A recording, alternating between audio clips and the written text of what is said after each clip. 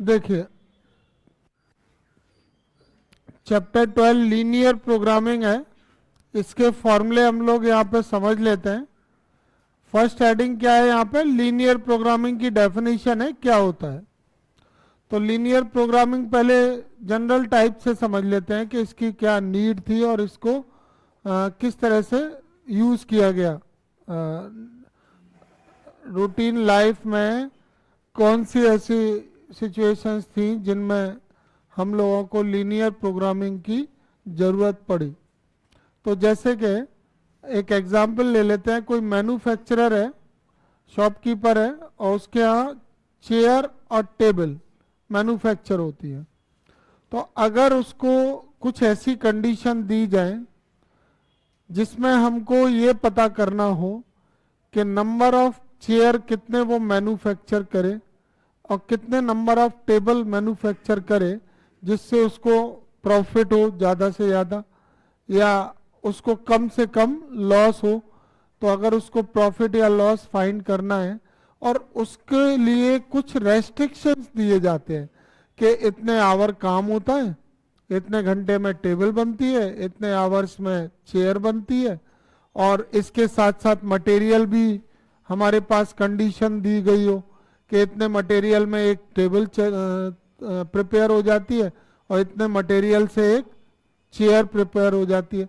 तो ऐसे कुछ रेस्ट्रिक्शंस दी जाएं, कुछ कंडीशंस दी जाएं, और उन कंडीशन के बेसिस पर हमको ये पता करना हो कि हमें जो मैन्युफैक्चर करना है आइटम, जो प्रोडक्ट, वो कितने मैन्युफैक्चर करें कि हमें प्रॉफिट हो जाए या हमें ज़्यादा से ज़्यादा प्रॉफिट हो जाए, या हमें लॉस हो रहा है तो कम से कम लॉस हो। ठीक है। तो इस टाइप के क्वेश्चंस को सॉल्व करने के लिए हमें लीनियर प्रोग्रामिंग की नीड थी। अब लीनियर प्रोग्रामिंग की जो जनरल डेफिनेशन है वो यहाँ पर ये है कि linear programming is a powerful mathematical technique of deciding the best utilization of available resources under given circumstances. तो तुम ऐसे समझ लो कि बेस्ट यूटिलाइजेशन का मतलब तो ये है कि हमें जो भी बिजनेस हमने स्टार्ट किया उसमें जो प्रोडक्ट हम तैयार कर रहे हैं तो मटेरियल का कैसे बेस्ट यूटिलाइजेशन करें।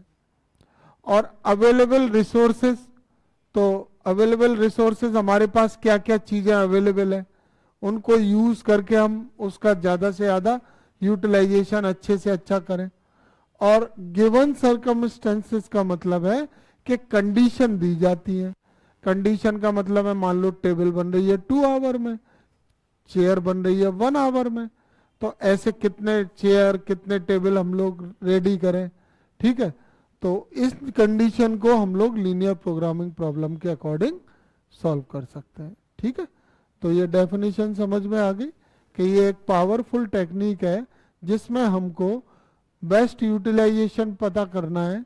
अगर कुछ रिसोर्सेज दिए हैं और कुछ कंडीशन दिए उनके बेसिस पे, तो वो हम लीनियर प्रोग्रामिंग से फाइंड कर सकते हैं। अब इससे रिलेटेड कुछ टर्म्स हैं लीनियर प्रोग्रामिंग के। जब हम लोग क्वेश्चंस करते हैं ना तो उसमें कुछ कंडीशन जो दी रहती हैं उन कंडीशन के लिए क्या क्या यूजेस हैं, उनको किस तरह से सॉल्व किया जाता है, तो वो terms related to linear programming यहाँ पर बताई गई हैं।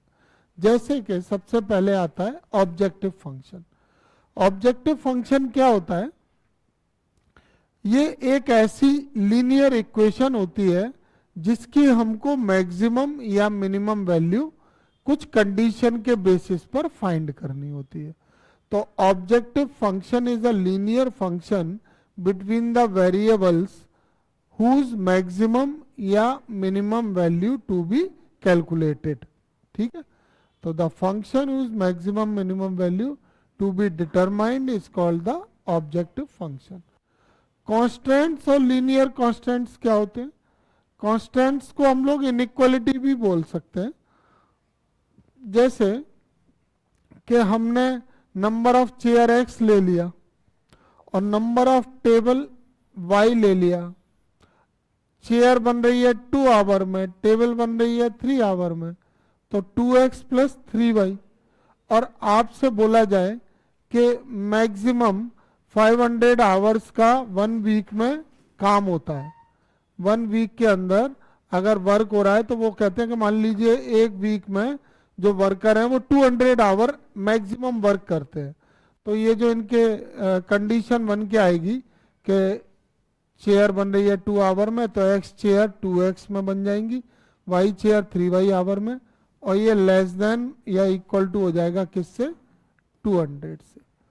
जो टोटल टाइम इनका मिला के है वो 1 वीक में वो कहते हैं कि 200 घंटे से ज़्यादा काम नहीं होता है, तो ये जो टोटल टाइम है वो लेस देन या इक्वल टू किससे होगा, 200 से। तो देखो ये कंडीशन बन के आई, इसी को क्या बोलते हैं, लीनियर कांस्टेंट या फिर कांस्टेंट।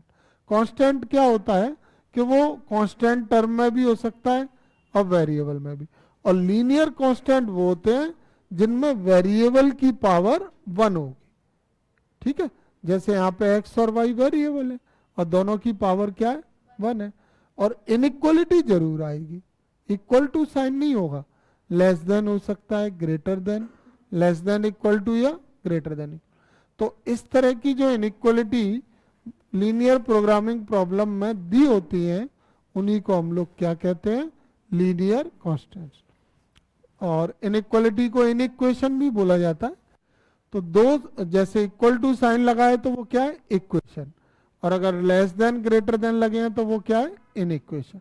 तो those inequations which represents the linear programming are called linear constant.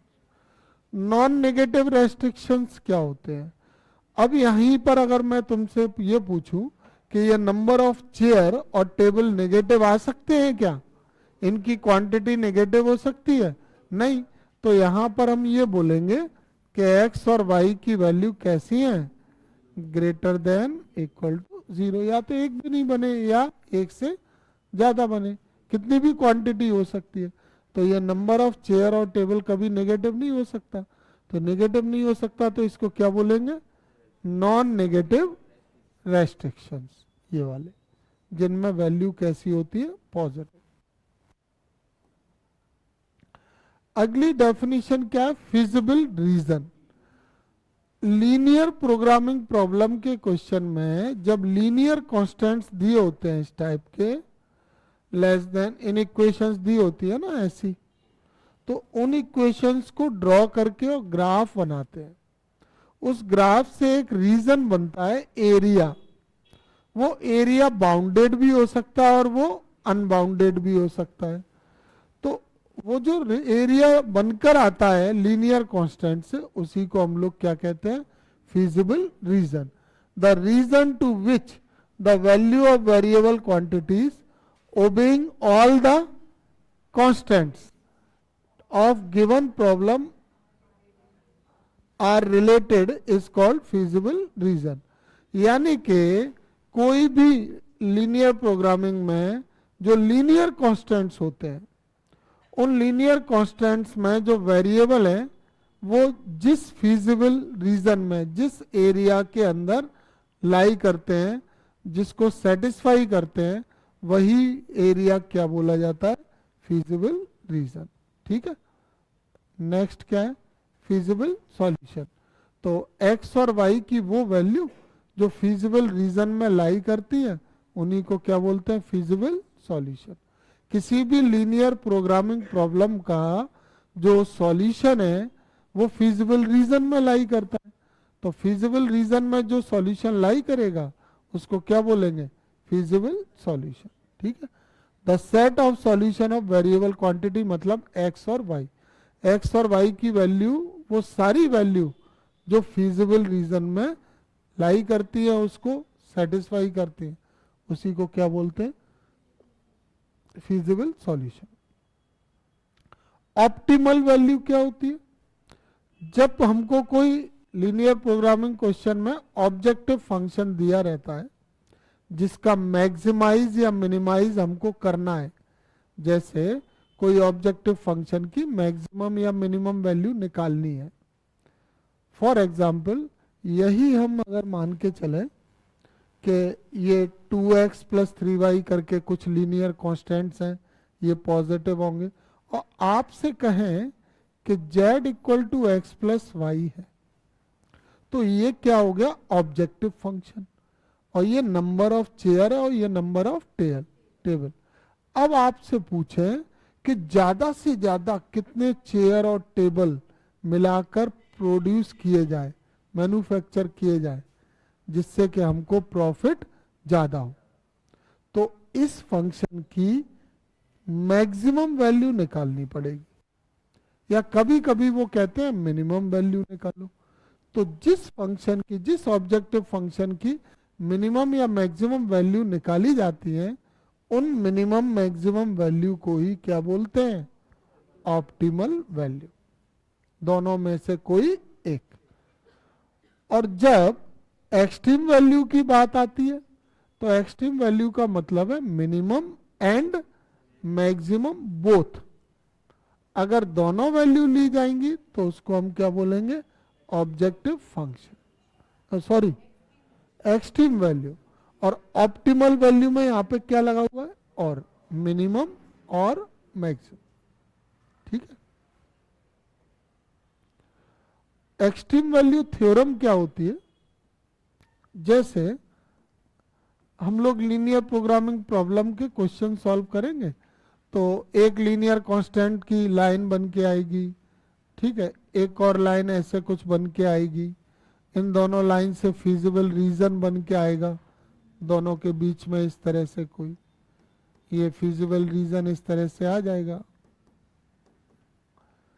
इस फिजिबल रीजन के जो भी वैल्यू एक्स और वाई की फिजिबल रीजन को सेटिस्फाई कर रही होंगी, वो क्या होंगी, इसका फिजिबल सॉल्यूशन।